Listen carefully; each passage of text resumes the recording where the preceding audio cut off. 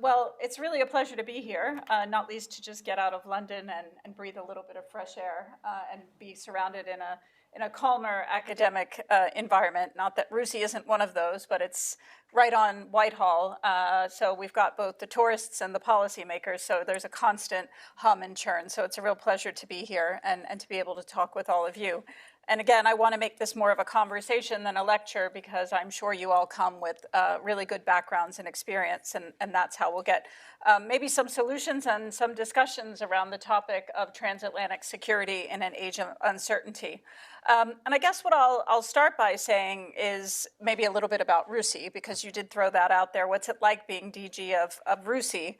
I remember when I came over in 2009 to 2013, and I worked in the Ministry of Defense on an exchange in their strategy unit. And just to reassure you, a Brit goes over and works in the Pentagon and works on our defense strategy as well. So there's that cross-pollination among close allies. I remember going to RUSI, which was just around the corner from the Ministry of Defense, and really being excited by the prospect of a think tank that was so close to policymakers and was really informing, the cyber strategy, the national defense strategy, the defense budget, and thinking, this is how the think tank world should be. Of course, what we all study is based in theory, but at the end of the day, it has to be policy relevant, not just for governments, but for the private sector. And I'll return to that because I do think that's sort of at the heart of the matter of how we deal with some of this uncertainty. But RUSI, as you alluded to, is it started as almost like a members club, a military museum that was in the banqueting house. And today our biggest program is the Center for Finance and Security. Our second biggest program is cyber and emerging technology. So I just offer that to illustrate that the nature of power and influence and security and defense is about much more than hard power and military and defense angles thereof. So I'm really proud to be there at this time. It wasn't really something that I expected, but when Karen von Hippel decided to step down after 10 years, I was approached about the job and competed for it. And when I saw how much RUSI had developed and just looked around at the state of the world, I thought, wow, what a great time to be in the UK. Because if you take a moment to think about the UK relative to continental Europe or North America, it's in a really unique spot because it has relationships both across the Channel and across the Atlantic. And that is at once a bit of a burden for the UK because sometimes it's put in a difficult position by one or either of those partners. But sometimes it's also a privilege because you will have influence across both bodies of water. And I think sometimes intellectually you sit in the middle of the policies of those two parties. I mean, on the one hand, let's just take one example, technology regulation. In the US, it's often, let's let the industry regulate everything. And in continental Europe, it's regulation first and application later. So that's just one example of an area where the UK can have outsized influence in a policy area. So when I saw the opportunity to come at RUSI at this particular time, I think it was a really great choice. And to be a little bit away from both continental Europe and the United States for a period of time and have some breathing room to think about big problems like this. And as you pointed out, the level of disruption over the last year has been really difficult to manage. I think in your framing questions, you mentioned radical uncertainty and how one deals with that. And I was reassured to realize in reading up on that the theory matched the practice, that whether we know we're in a period of radical uncertainty or not, we're doing exactly the right things to respond to it, demonstrating flexibility in our relationships, placing a greater focus on resilience, seeking diverse views, not just going to the same partners again and again. So we can come back to that. But when I looked at the topic of this and this idea of radical uncertainty, it really does strike me that we are responding to this world around us. And it's not just in security and defense. I participate in a forum, in the World Economic Forum and their Geopolitics Council. It's happening in trade. It's happening in economics. It's happening in technology. Businesses now often have risk advisors embedded in their C-suite. or they're hiring out risk consulting firms, because it's no longer an option to think about risk as an afterthought. It's affecting their investments, it's infecting their hiring patterns, it's affecting their strategies, and this uncertainty is something they have to plan against and build that resilience. So I'll point out sort of three big changes that I see happening, and then maybe we can talk a little bit about what comes next and how people are starting to respond. So the first is, which I always start with, is that, newsflash, the international system and those multinational institutions that we've been relying on for decades are unfit for purpose, and they're under pressure. And this was the case long before President Trump or anybody who was questioning the alliances. I'm really happy that both the EU and NATO have grown, but it's really hard to reach consensus at 32. And increasingly, nations are bringing their national agendas to the table, and they're not subsuming those national interests to the collective interests of the group. That's not just the United States. You see that with France, you see that with Hungary, you see that with Poland. At NATO, it became increasingly difficult to get consensus at 32 and really move that agenda forward. What did countries do in response to that? They turned to bilateral relationships, regional relationships, what we call minilateral cooperation rather than multilateral cooperation. So if there are any Nordics in the room, the Nordics have the Nordic Defense Cooperation. The UK leads the Joint Expeditionary Force together with those countries. So people are realizing that if I can't get it at 32, I need to protect my security interests in another way. So sometimes it's bilateral deals.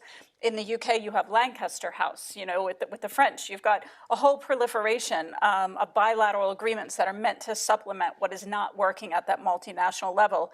And I just think this is the way it's going to be for some time.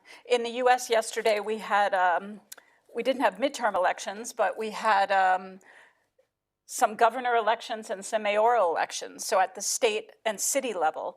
And you started to see a pushback against some of the authoritarianism. You saw, kind of a far-left socialist win in New York City. You saw a Democratic woman win in Virginia. And again, it's this shifting of power in the US, at least, from a federal level to a state and city level, but we can transpose that onto multinational organizations and say that this regionalism, bilateralism, and minilateral cooperation will offset the problems at those higher levels. The second trend would be the US, and I think I can't hide my accent, so I'll just say that from where I sat in the Pentagon for many years, the US had always been signaling a desire to lead from behind. I mean, I remember sitting behind Secretary of Defense Gates under the Obama administration, and he was telling allies that they needed to step up, that the conditions under which NATO was created after the Second World War was a time when Europe's when Europe was trying to recover from the war, did not have a lot of economic power, did not have a lot of unity, did not have a working organization like the EU. And so the US stepped in and assumed that security burden. But it was pretty clear that that was not working for the Europeans. They were frustrated by a lot of the US decisions the US took, Iraq, Afghanistan, you name it. And they didn't have any agency and they didn't have any power. And so it's long overdue that this imbalance within the Transatlantic Alliance is changing. We're really, and it's really just not down to President Trump. Of course, you're just seeing more blatantly a US that is not really willing to abide by hegemonic stability theory, where they're subsuming their own interests in order to carry forward the good of others. There are some real pressures in the US, whether those are economic, they're competing interests between the Indo-Pacific and the Atlantic, and God forbid we keep trying to get out of the Middle East, but between the Middle East and Latin America, it's hard to know what a good strategy for the US would be. And that's competing with isolationism. There are plenty of people who point to all the domestic issues and the domestic divisions we have in the US and just say, I'm stepping back. Want to lead from behind? We'll be there sometimes, but we're not going to be in the driver's seat anymore. And that's something that Europe has to adjust to. I think it's been a real wake-up call. Again, when I was at NATO, I was a member of the Biden administration. I remember telling countries, together with the ambassador, that they had to spend 2% of defense, that the Wales commitment that we would aim to move towards spending 2% of GDP on defense needed to happen by the 2 years ago. And to get countries to agree that that should be a floor and not a ceiling was like pulling teeth. And then Trump comes in, the big bully, and he gets 5% out of people. So I'm not saying that's the reason why it happened, but again, a Europe with agency and real capabilities will be good for everyone, better for everyone, and much better for Ukraine, actually, and we can do that in the Q&A. Then the third trend is, if we look at our adversaries, cooperation among malign actors is growing. When you get those trends of the degradation of the multinational system and the US stepping back, it creates a vacuum that people will step in to fill.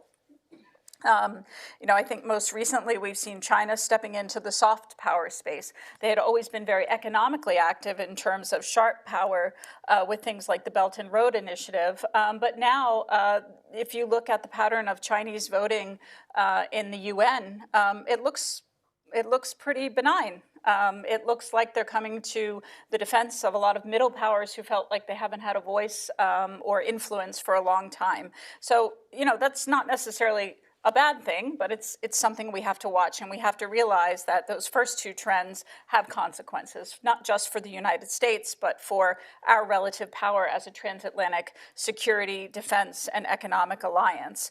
Another example would be China, long-term investments, loss-leading investments in Africa, Latin America, in mining, in critical minerals, and whatnot. That is not something that the United States or Europe has been willing to do. We're very short-term, whereas some other players in the international system are really willing to build those long-term relationships and be a little bit more patient in terms of investments in infrastructure and national resource extraction and what that could bring them in the future in terms of strategic advantage. And then maybe just a few words on what's changing and what comes next, and I'll do 4 points very briefly. The first is real capability. I keep telling Europeans that there's a small window to act. There's a small window to act because the US is still engaged in Europe. Regardless of what you think about the Trump administration, they're still moving forward with some pretty crushing sanctions. They are, with some fits and starts and irresponsible behavior, continuing to arm Ukraine. And there are still US forces in Europe, and there's still a nuclear security guarantee. That is a lot of things that Europeans don't have to worry about. And as you said, the Russians are down. You might not see it on a daily basis, but any territorial gains that they have made in Ukraine have come at great human costs. I mean, thousands of lives a day, and the economy will not be recovering from that. I think one of the reasons it's so hard for Putin to step away is because the entire economy now has been reoriented towards keeping the war going. And there will be other vulnerabilities if that slows down. So we have a real small window to act here.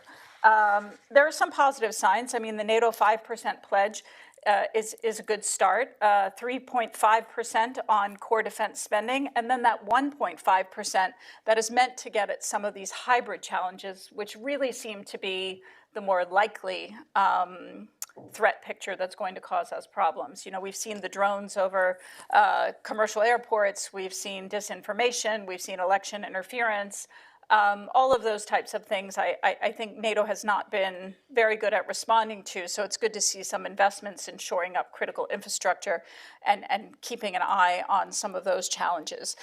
SACEUR, the Supreme Allied Commander of Europe, estimates it will take about 3% of defense spending, GDP defense spending, to meet the NATO plans as they're currently written.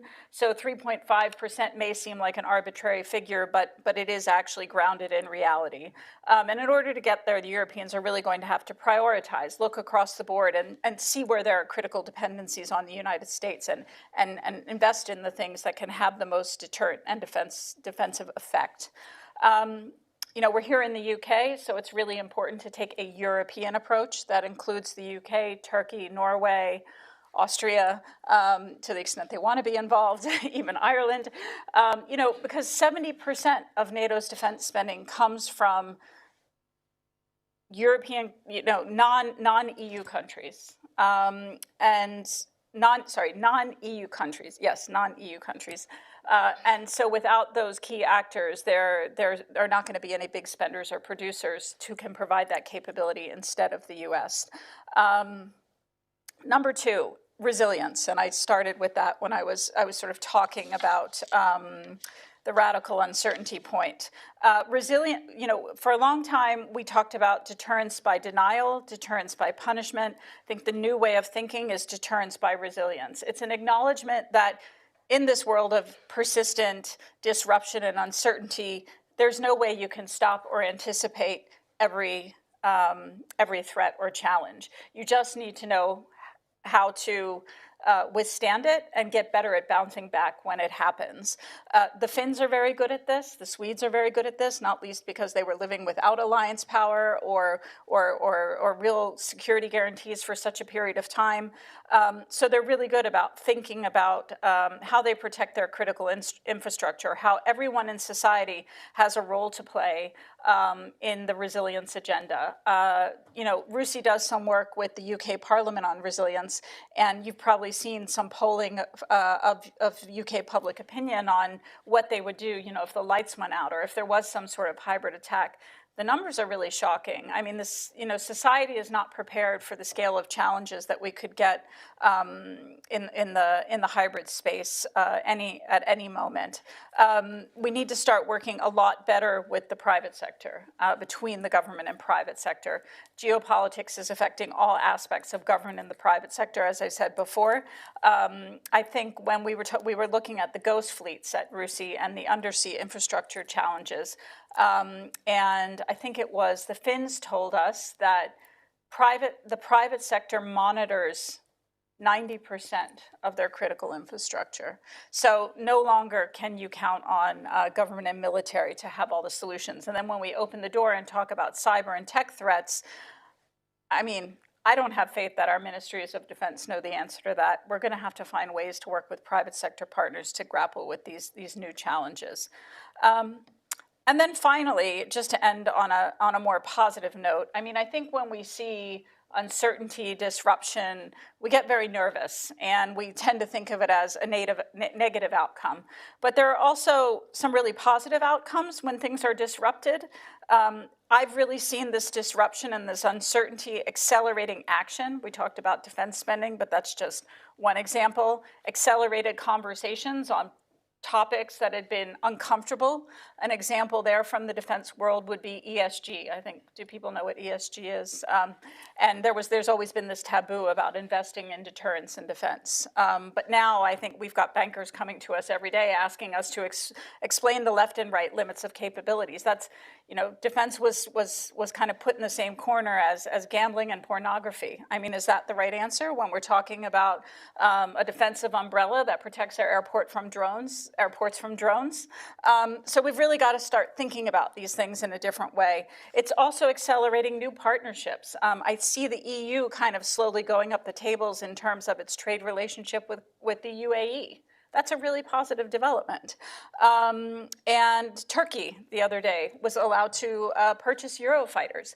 I think if we even went 5-10 years back, there would have been a lot of resistance to that in Europe. A lot of, superior talk about how they had to worry about, retransfer of those capabilities if they were sold to Turkey. So we've got a little bit of optimism here that things are being shaken up and people are thinking in different ways because collaboration and resilience have become that new currency. So I think they're 17:30 almost, so we have plenty of time to discuss. Thanks. You're going to join me? Was it me on this side? I think you're on this side. Thank you so much, Rachel. Thanks. I'm on this side? I think on this side.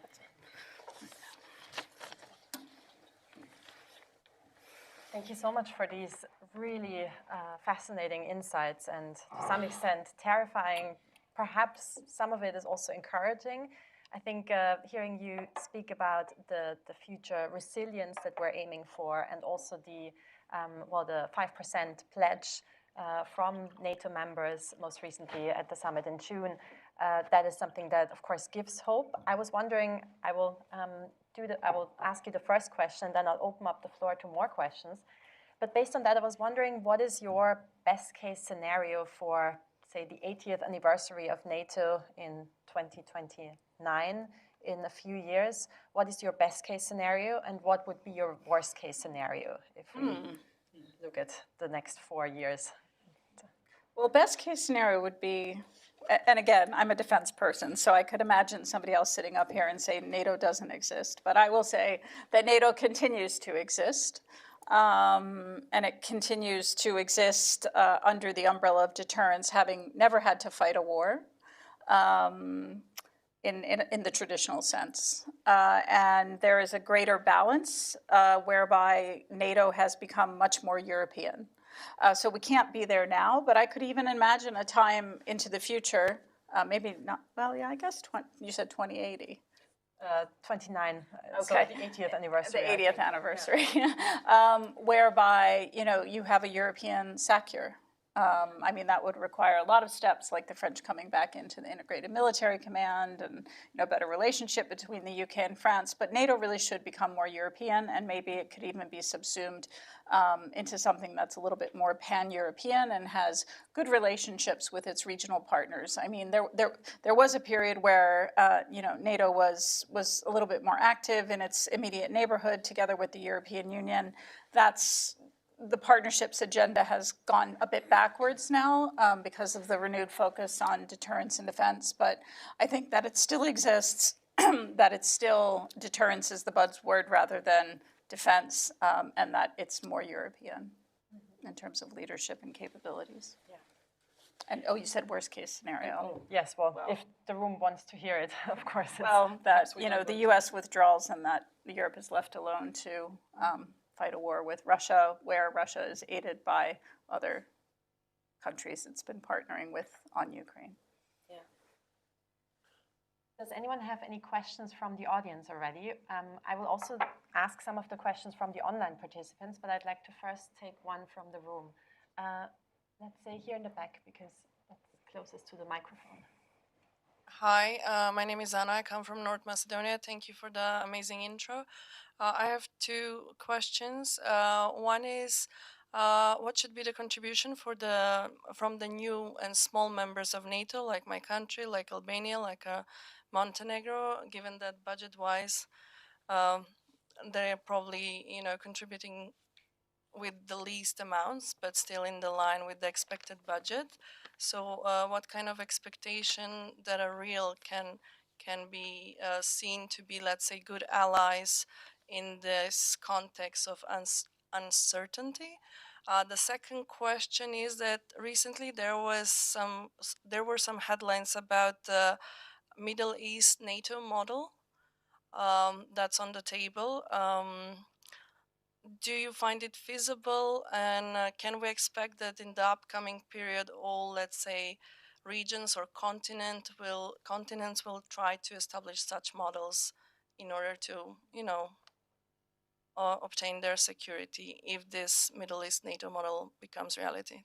Thank you. Do you want to take a few at once, or are you happy to Let me respond to that, because those were two very difficult questions, and I might lose my train of thought. I mean, yes, we do have small countries in NATO. We have large countries, and to be quite honest with you, sometimes the smaller countries contribute more than the larger countries, particularly when they kind of try to create a form of collective power with other small nations. I saw that happen in Ukraine. With regard to the Ukraine conflict in February 2022, there was a lot of disbelief that Russia would actually invade Ukraine. And the Poles and the Balts were like, they're definitely going to do it. And, France, Germany were like, no, they're definitely not. And then when it happened, it was almost like those small states and their intelligence services in particular, Estonia, for example, really gained in credibility. So I saw the balance of power shift, whereby it wasn't just the big four who were calling the shots. If a smaller coalition of countries could sort of collectivize their power, they could have the same amount of influence as some of those others. And I imagine that's something that's happening in the EU and the United Nations and other fora as well, multinational fora as well. I think another thing, particularly in the Western Balkans, is just securing and helping to secure peace in your own neighborhood. I mean, North Macedonia is doing a great job as a NATO member, but also You know, there are other countries in the region that are having a little bit more instability, right? Bosnia, Herzegovina, and whatnot. So really contributing to the peacekeeping missions there, really trying to call out the disinformation and the election interference, helping countries like Moldova get to where you probably once were. I think securing your own neighborhood is probably the biggest contribution you can make both to NATO and the EU. And that's economically, not in just security terms. And then some niche capabilities, demining or whatever it is that makes sense from a national perspective that's also needed at the NATO level for the plans. The second question is a bit harder. I mean, I'm not a Middle East expert, but I said in a conversation today that RUSI is supporting really interesting conversation, sort of a track 2 dialogue, where they have people around the table, you know, from Israel, Gaza, and then all the regional partners who would be part of trying to create a sustainable future for the region. My impression is we're a long way away from a NATO, and I'm not even sure that a defensive alliance is what is needed, because what would be the adversary that they were trying to defend against, right? I mean, maybe Iran, but I don't know. I think it's more collective security that they need and humanitarian assistance, and I think that will then open some doors for longer term progress that could create stability in the region. So economic connectivity, energy links. So I think the Middle East probably has different needs than hard security and defense.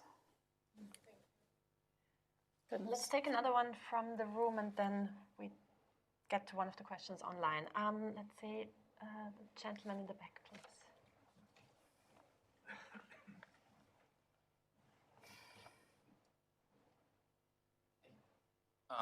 Hello, my name's Ryan. I'm from the States. I was curious on your perspective on to what extent trade is related to national security, and this tension that exists between, you know, the relationships of, you know, protectionism, ostracizing our allies economically, what effects that has on a national security stint, and then but then also balancing it with this idea that we also have to protect certain industries for national security perspective. So I just was curious on your balance between those two. I think they're definitely related, and I do worry that the United States doesn't quite understand that one of the reasons that it has trade relationships that are relatively favorable to the U.S. and the reason that the dollar is the reserve currency and the currency of choice is because of those relationships, which are built on trust. And when that goes away, people will start to hedge and diversify, both in terms of national security, but in terms of their economic and trade relationships. I think you saw that, I mean, in that example of the EU growing in terms of their investments in the Middle East. I had some people asking me the other day whether they thought the UK could become sort of the closest partner of Saudi Arabia. And I was in Dubai a few weeks ago, and they were really interested in deepening the relationship with the UK. So I think people are moving in that direction because there is a relationship between trade and trust and security and the people that you want to align yourself with, either economically or otherwise. What I hear from sort of the people at RUSI who are working more in trade and economics with regard to the United States is, and I see this in defense as well, at least for the short term, countries don't have a lot of choices. So take a country like the UK. There's a very close economic relationship around the nuclear deterrent. There's a very close trade relationship. There are dependencies across the board that are not going to be easily realigned. So in the short term, people are just trying to survive, right? Von der Leyen's going to Washington, and she's trying to make a deal with Trump so that the U.S. stays involved in Ukraine, and the EU, escapes the worst of the tariffs. Starmer has done the same thing. So every country now is operating on short-termism. But what I hear from the trade and economists, the trade specialists and the economists at RUSI is that these changes, though, when you map them out, they are They are not episodic, they are structural. And in terms of long-term foreign direct investment, people are actually reorienting and rethinking their relationships. So I think it's easy to say that there is no effect, but if we would fast forward 5 or 10 years, I think we would start to see that trade and the insecurities in national security and the tariffs and the pressure that they've created are creating a realignment, for better or worse. There was one question from the online audience. Thank you very much also to all the virtual participants for joining us. Can NATO members under current and prevailing geopolitical conditions rely on the support of the USA under Chapter 5 of the NATO alliance? So Article 5? Yeah, under Article 5, I guess, yeah.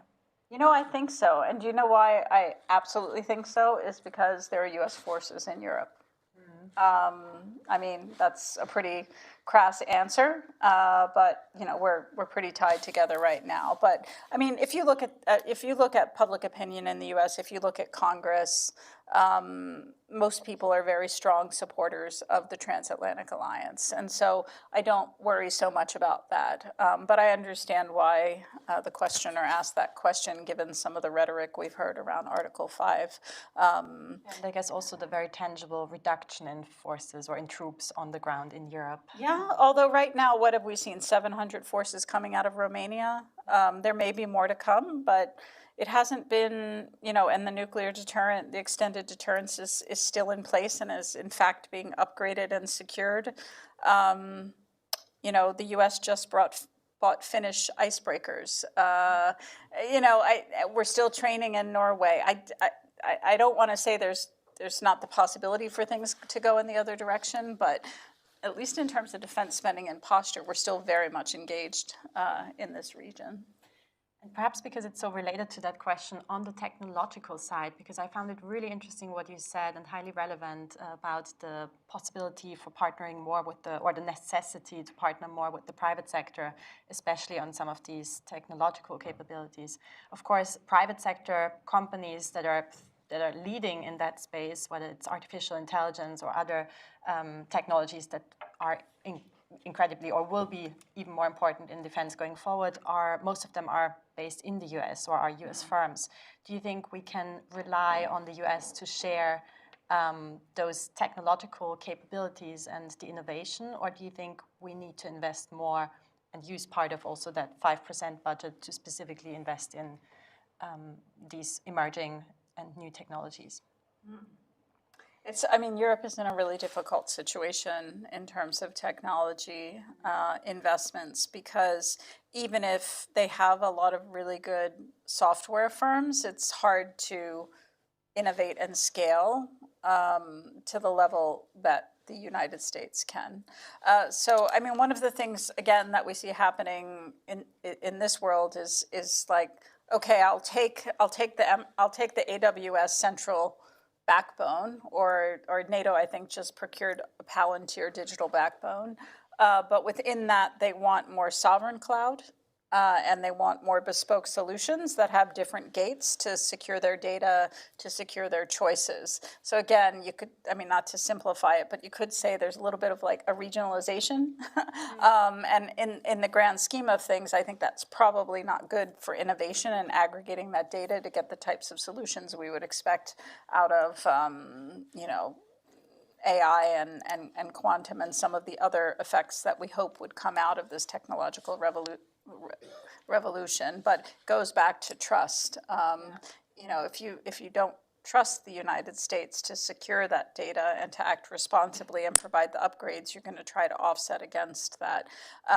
We have RUSI has an office in Brussels, and one of the trends that we're hearing there is a bit of a backlash in terms of regulation, both on tech and climate, because a lot of the European champions are saying that they've been so hamstrung by, you know, the AI regulations that they can't innovate.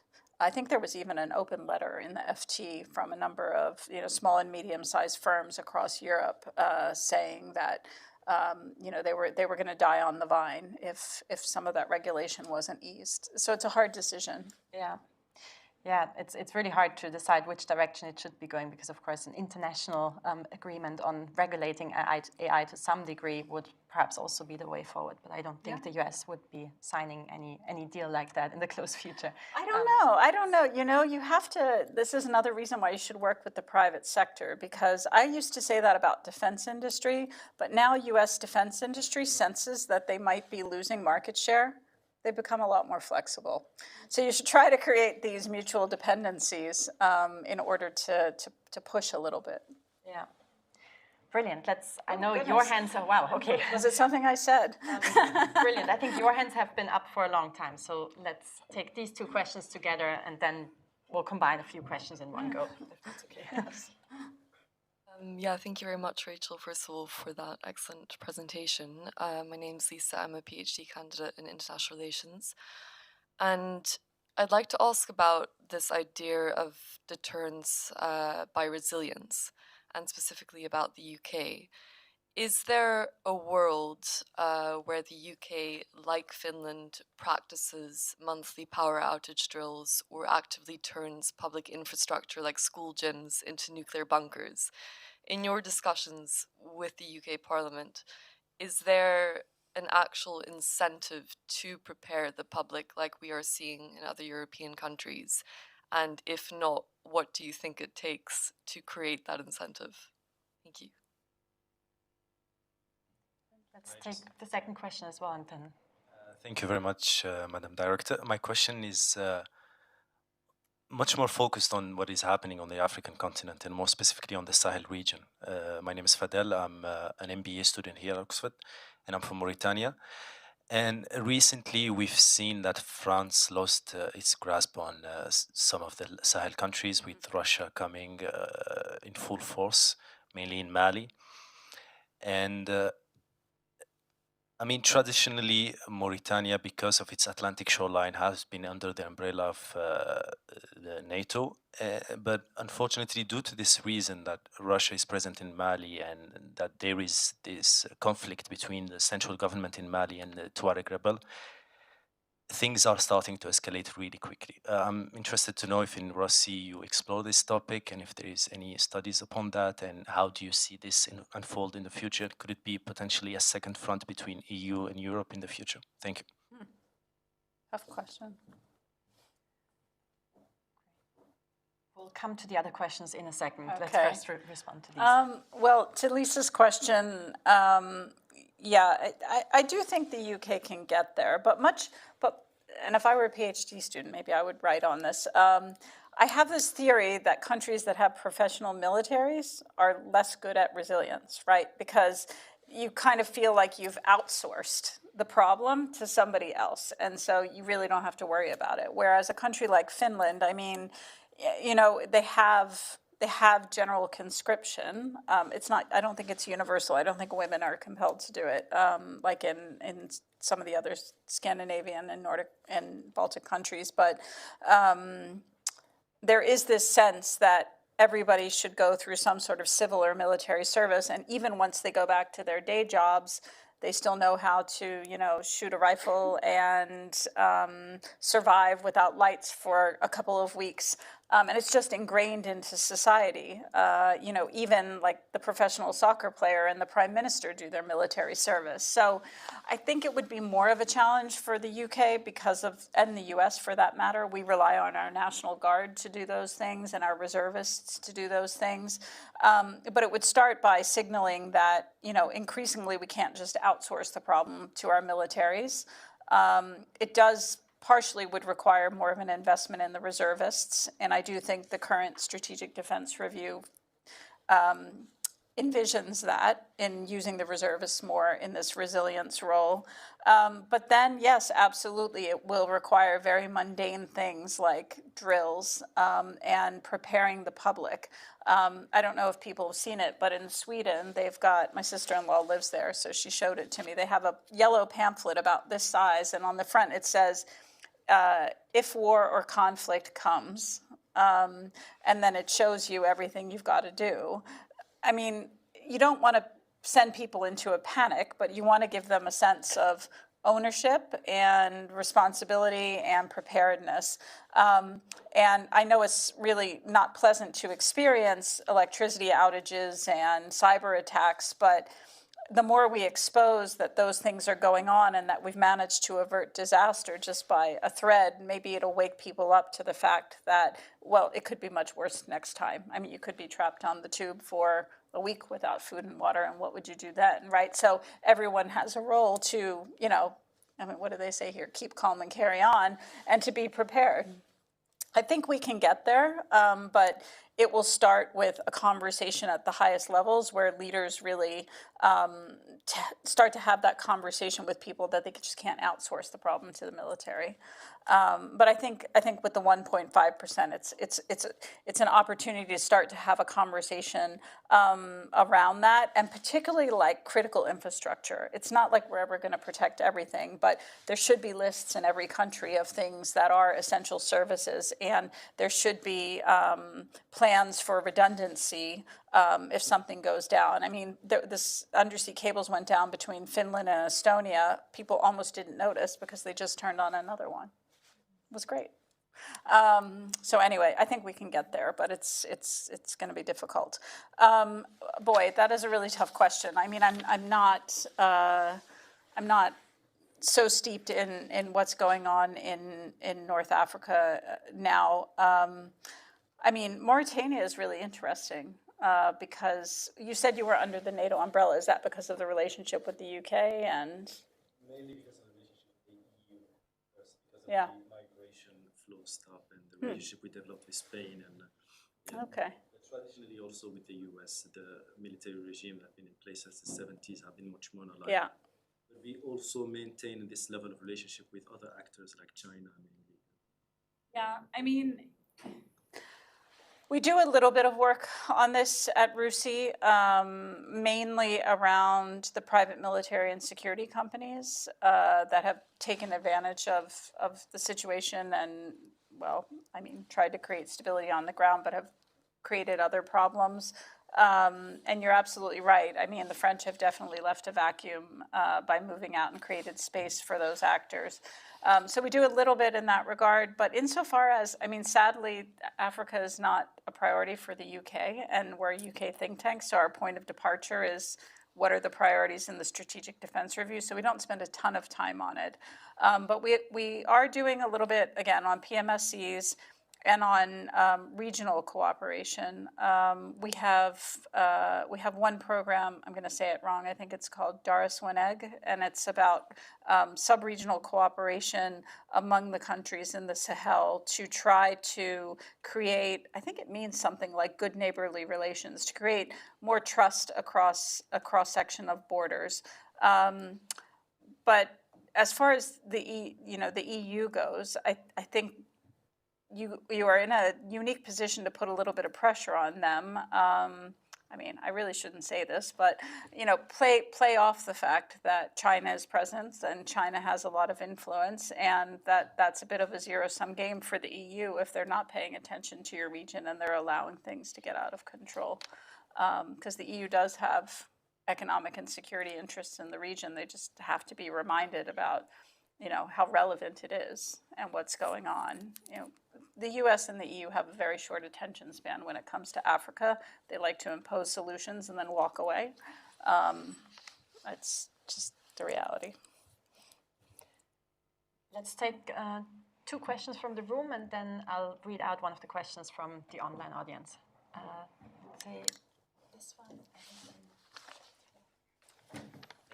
My name is Kim. I'm a medical student here. I'm wondering about, since you mentioned China, the Trans-Pacific security in an age of uncertainty.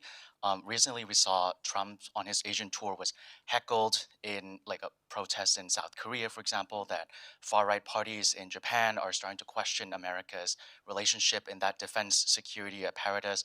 And I'm wondering if the opposite trend of what you're describing in NATO is happening in Asia, where the bilateral model with a spoke centered on the US is being slowly maybe layered on by more multilateralism, Quad, AUKUS, ASEAN-centered mechanism as their commitment from the US decline.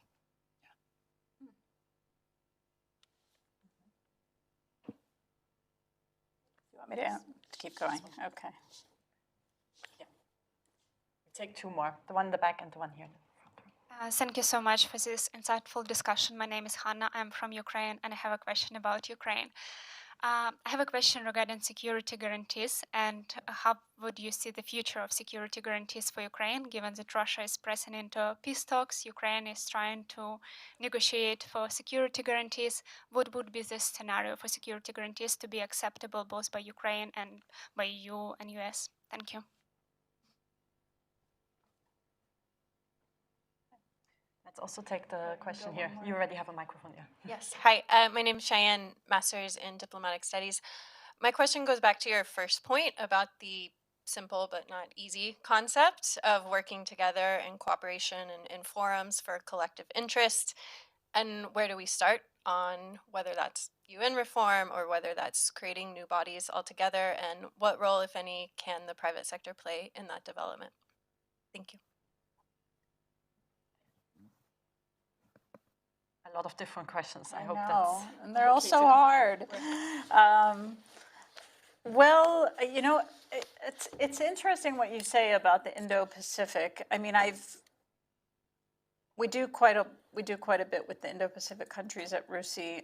Primarily, I mean, we work with Taiwan quite a lot. In fact, my colleagues are there now, watching, you know, hearing a little bit more about what's going on in that region, South Korea and Japan. I mean, I would hope something like ASEAN would take off and create more of a collective identity and response. I have my doubts. I mean, there's, again, I come from a European background, but my impression is that, you know, the relationship with Japan and the region is kind of similar to the relationship a lot of European countries have with Germany. That there's a lot of hangovers from the war, and there's a lot of a lack of trust. And so, in a way, unless there is this sort of external guarantor of security, which has traditionally been the U.S., that it's kind of hard to get everybody to get along. So they're suffering from the same deficit of U.S. leadership and the U.S. banging heads together to move everyone in the same direction. But I hope we can move in that direction with ASEAN. We did have some conversations with South Korea recently, and they were pretty shocked at some of the rhetoric coming out of the Department of Defense with regard to all the forces we have stationed in both Japan and South Korea and what they were actually there for.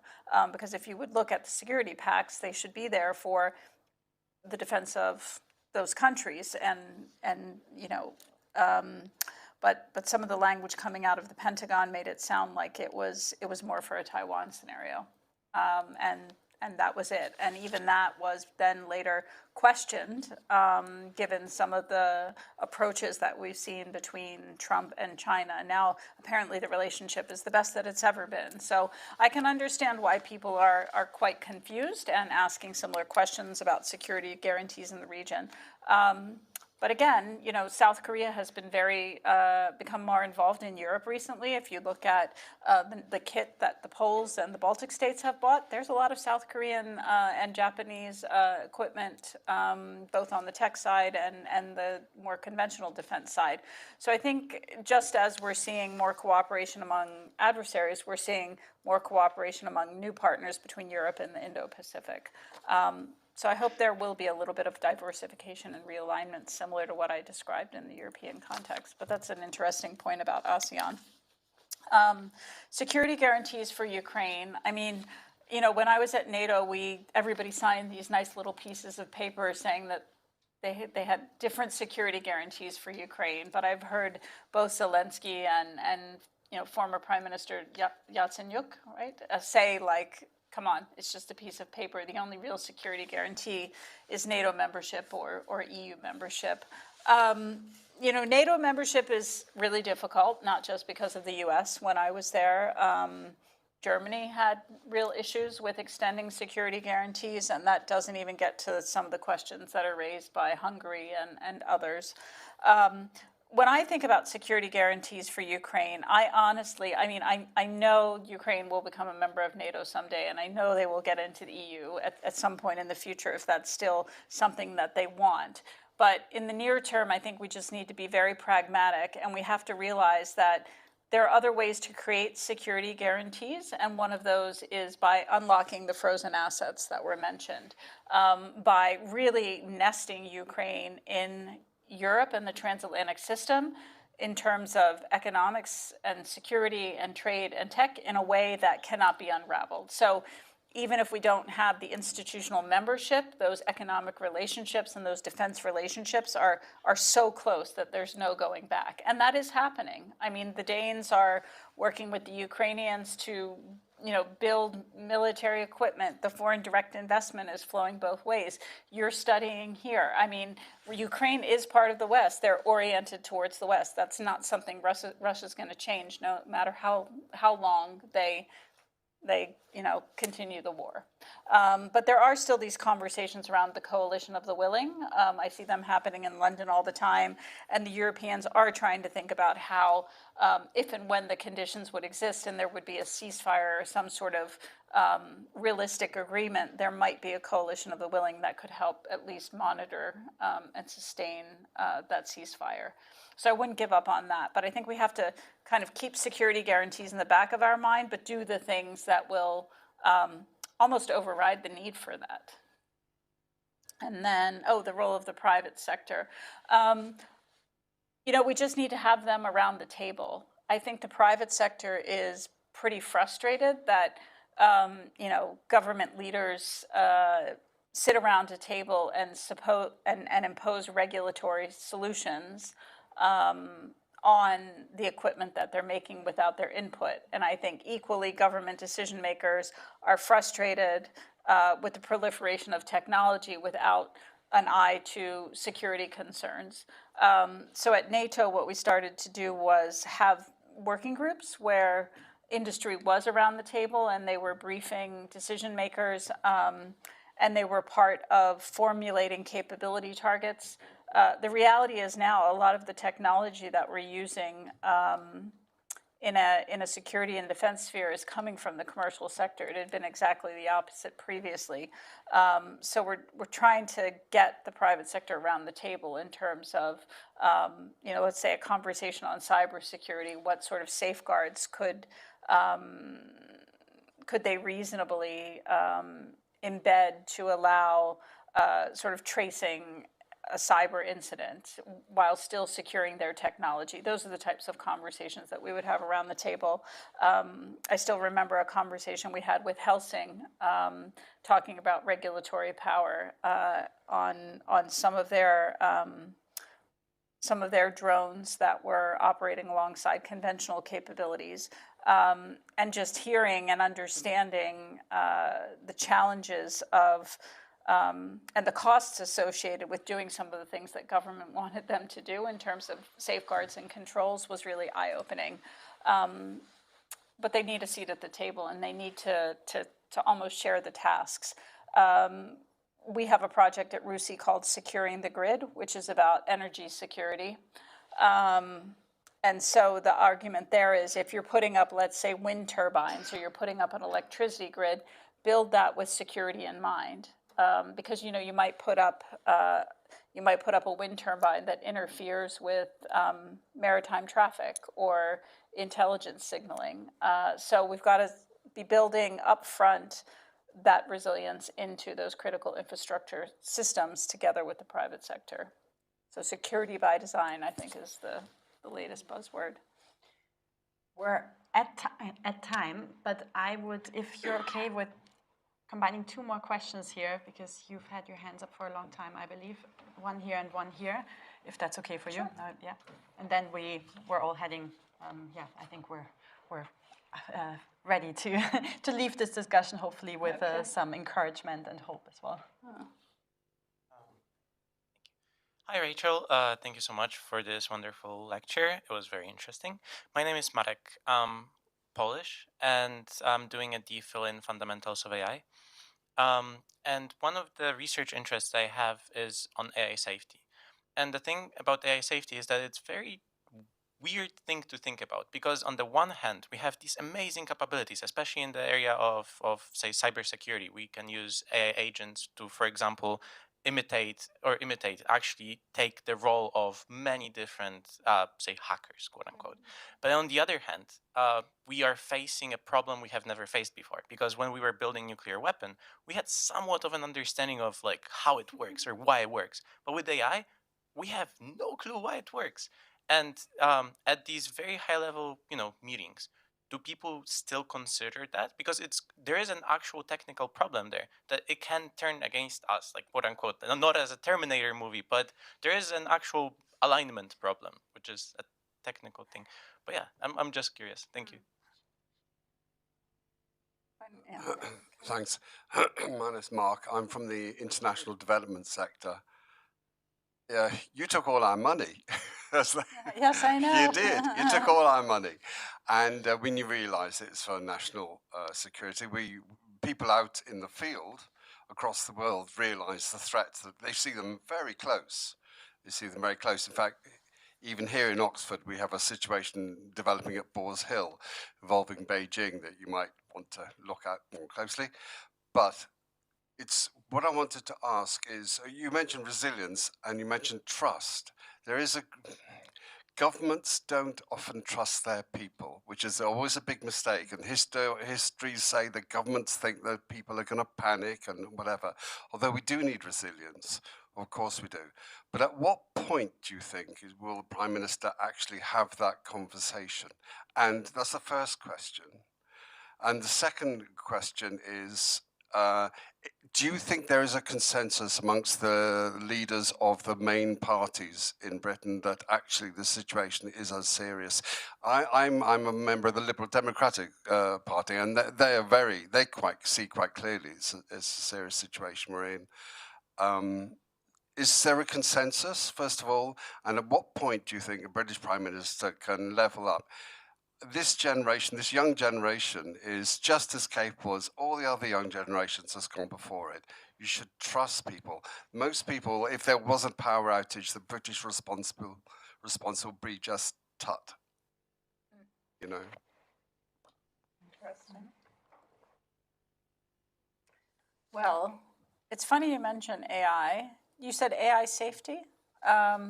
Because we had a lecture at RUSI last week from Sir Richard Moore, the former head he just left as head of MI6, and he was asked by someone in the audience what he thought was the greatest challenge that would come up in the next decade, and he said agentic AI. And his main contention is that we've created something that we think we control, but when it starts to think for itself and move beyond what we can understand, it becomes a real problem.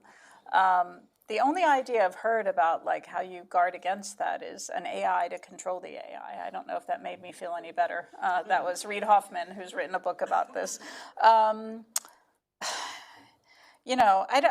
don't have a good answer to that, because I think that on the one hand, you want to welcome innovation, and you can see the benefits of it and the opportunities, even if you don't fully understand it. But we have had some pretty good conversations in a UN context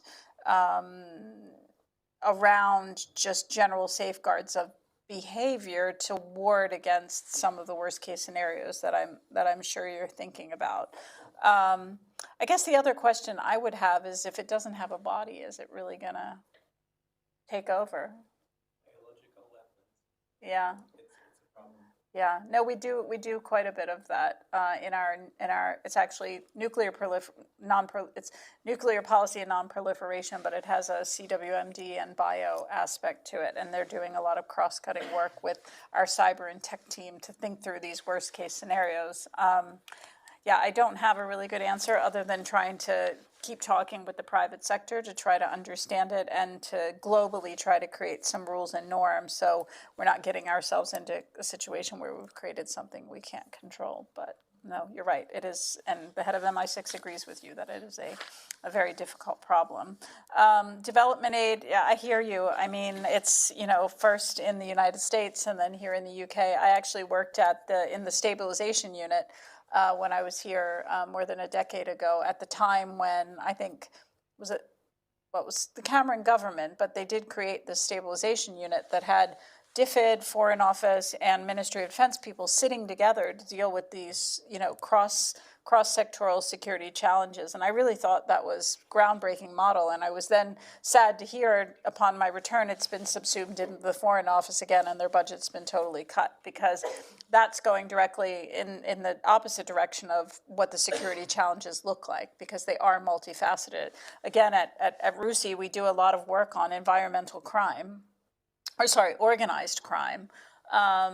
And there are so many links between organized crime and migration and election interference and weapons smuggling. And people don't make these links between when you cut development aid for a country, how it creates a cascade of problems that you think were not your problem.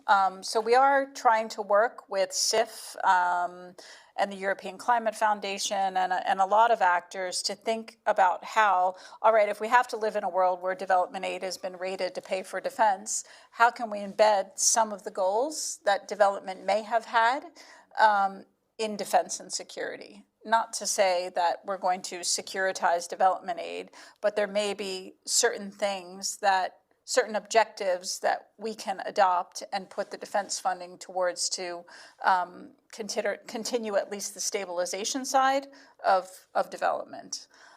So we're thinking through some of that. It's not perfect. And again, leveraging the private sector. There are a lot of private sector companies. Mining. There's a lot of mining going on in Latin America and Africa. Why not force them to embed sustainable development goals in their practices when they are mining?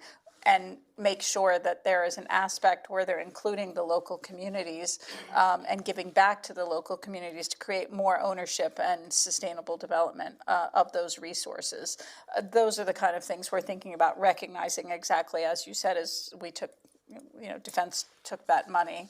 I think the best advocate I've seen across the UK government for building resilience, if you want to kind of read up on it and see where the conversation is Lord Harris. I think he's really been kind of banging this drum for a while and trying to have a cross-party conversation about how you start thinking about resilience. Because if it's not something that you've experienced or you've worked in, it seems very insurmountable. And again, it seems like a zero-sum game with these other funding priorities. But there are some very simple things you can do to improve readiness and resilience. But I sit on the National Preparedness Council with him and some other actors across government, and I think he's doing quite a lot to build consensus and take some small steps to becoming a little bit more like the Finns. But there's none of this in the public, the larger public discourse. People are quietly going along on their own business. I don't know. Don't you think people are more aware of sabotage and some of the below the threshold threats? Before, when, 10 years ago when a cyber attack happened, we wouldn't even admit that it had happened. And that didn't do anybody any favors, because they, now we sort of expose it. We try to find out who's responsible. And even if we can't find out who's responsible, we reveal that it's happened. I think we're getting better at it. I feel your frustration that it's not out in the public discourse, but, shining a light on it and having the conversation about what can be done, and just sensitizing people to the fact that it's going to happen again is probably the first step.